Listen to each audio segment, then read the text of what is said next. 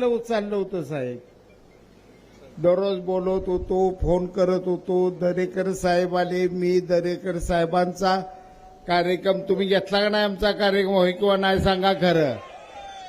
आला का मग दरेकर साहेबाचा माझा कार्यक्रम घेताय, भाजप शिवसेना बोलवताय आणि महिन्यानं पुन्हा ही म्हातारं बोलवून इथं घोळ का घातला तुम्ही? कशाला घोळात पडाय वाडगडीत आपल्याला? अरे त्या शरद पवारच्या गाडीत बसल्यापासून मला झोप नाही. माझा बीपी वाढला ना काय. आता म्हटलं गोतावल्यात सगळ्यात ही दोन माणसं, अभिजित आबा ती कल्याणराव ही आहे, ती काय नाही काय उद्या करतेली. हे म्हणलं आता नेमकंच कसं वाट चुकलं, काय करावं काय कळलं. शरद पवार काय माझ्यावडा राज्यात कुणाला कळलाय?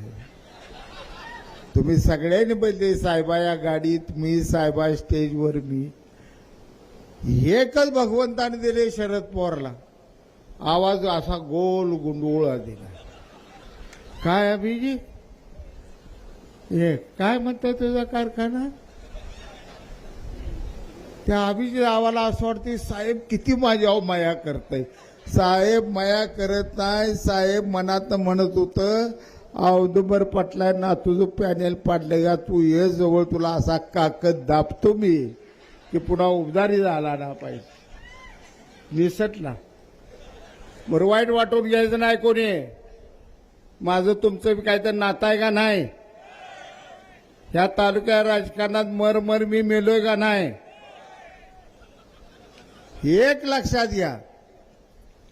जगातला कुठलाही रस्ता असो, जगातला न्यूयॉर्क, अमेरिका, थायलंड, भारत देश, आपल्या मोदी साहेबांनी केलेलं सगळं रस्तं, त्या रस्त्यानं जाताना यू टर्न म्हणून तिथं बोर्ड असतो का नाही?